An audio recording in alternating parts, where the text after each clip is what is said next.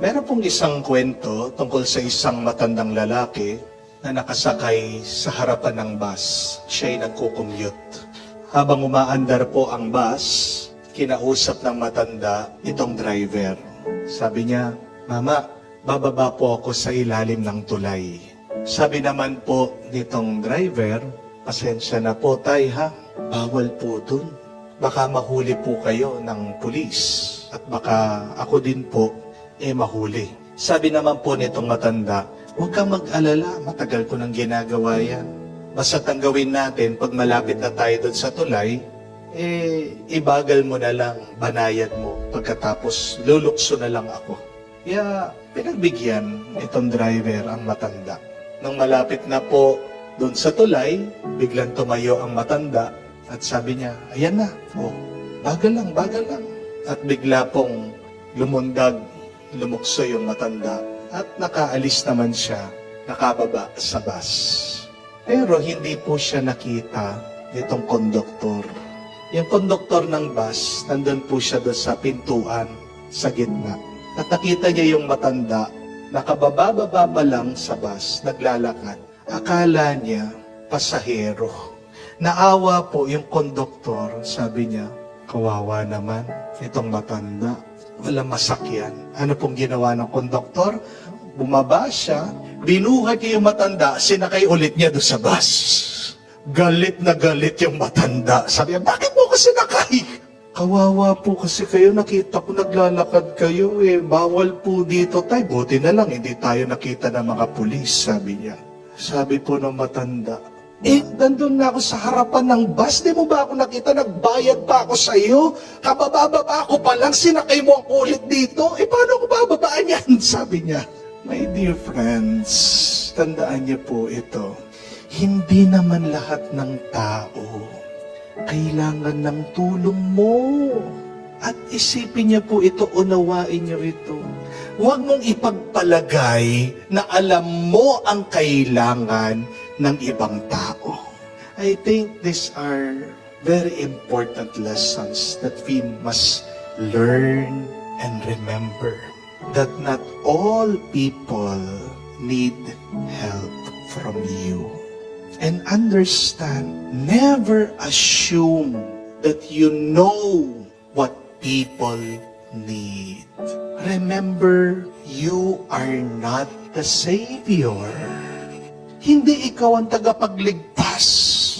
Iisa lang po ang ating tagapagligtas. Sino? Si Jesus.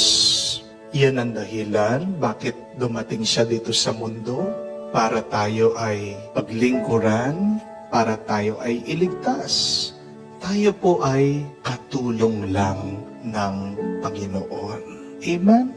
Baka isang dahilan ng ating pagod, ng ating mga stress, pilit nating nililigtas ang lahat.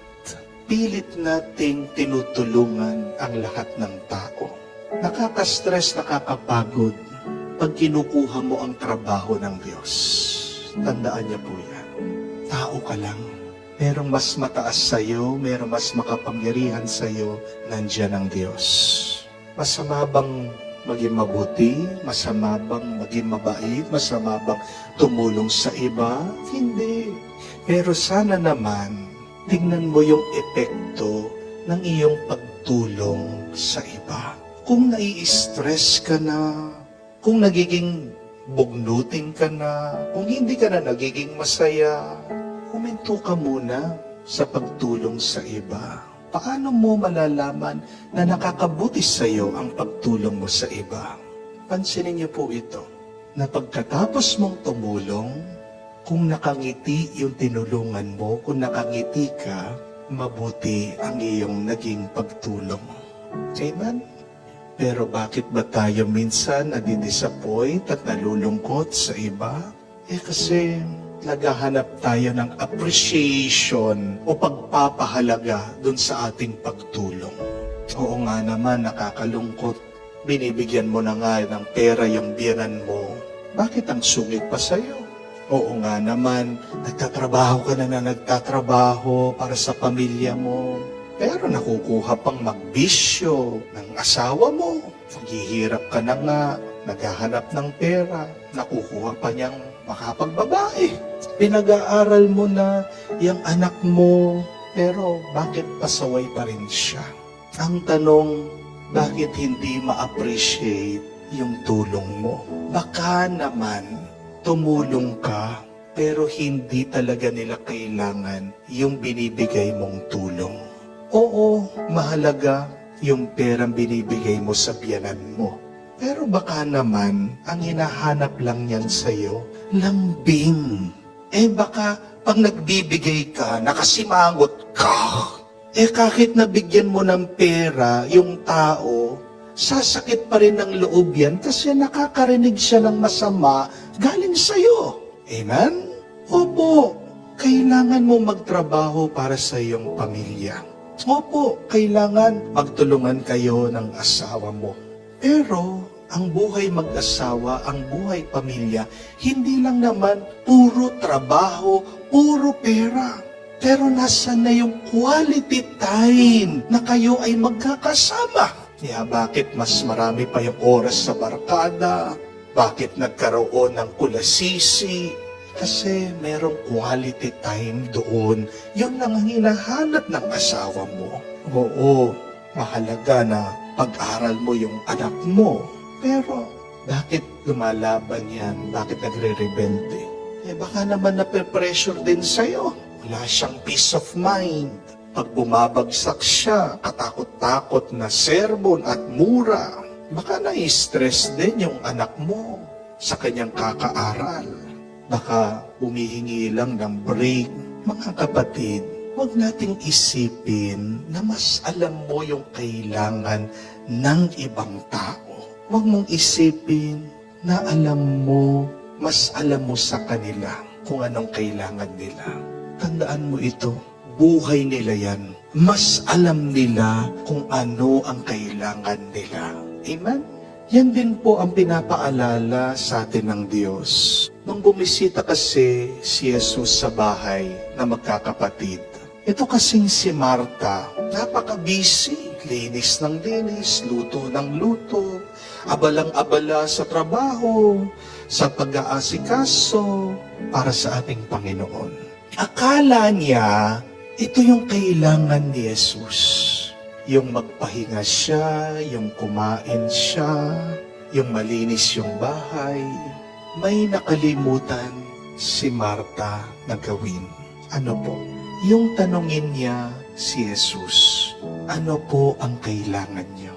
Buti pa po si Maria, yung kapatid niya, anong ginawa? Nung dumating si Jesus sa bahay nila, umupo lang siya, nakinig sa kanya. Kaya nga po, sabi ni Jesus, itong iyong kapatid, pinili niya ang mas mahalaga. Galit na galit po si Marta. Bakit siya trabaho ng trabaho, itong kapatid niya nakaupo lang? Pero pinapaalala ng ating Panginoon sa kanya, hindi naman yan yung kailangan ko eh. Meron pa akong ibang mas kailangan. Pero hindi mo nagagawa ito kasi hindi ka muna tumigil at makinig sa akin. Buti pa po yung kapatid niya si Maria umupo sa Panginoon at nakinig. Ano ang kailangan nating gawin na tinutukoy ng ating Panginoon? Yan po yung makinig lang tayo sa salita ng Diyos.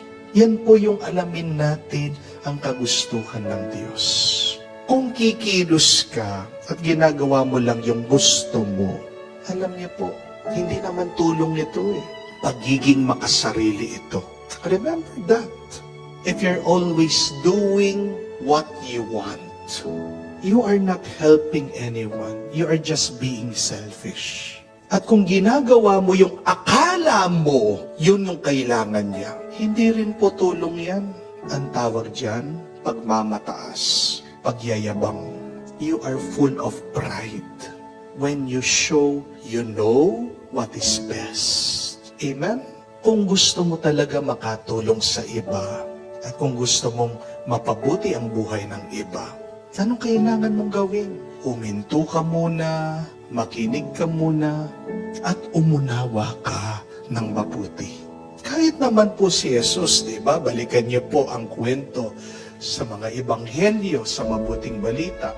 Bago niya pagbigyan ang taong lumalapit sa kanya, palagi niya silang tinatanong, anong gusto niyo?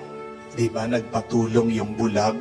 Anong ginawa ni Jesus? Nagtanong muna siya, anong gusto mong gawin ko para sa iyo? Lumapit din naman po itong dalawang disipulo, si Santiago at si Juan. At nagtanong siya, what do you want me to do for you? Kahit na po nung lumapit ang mga alagad ni Juan Bautista, anong tanong ni Jesus? What are you seeking?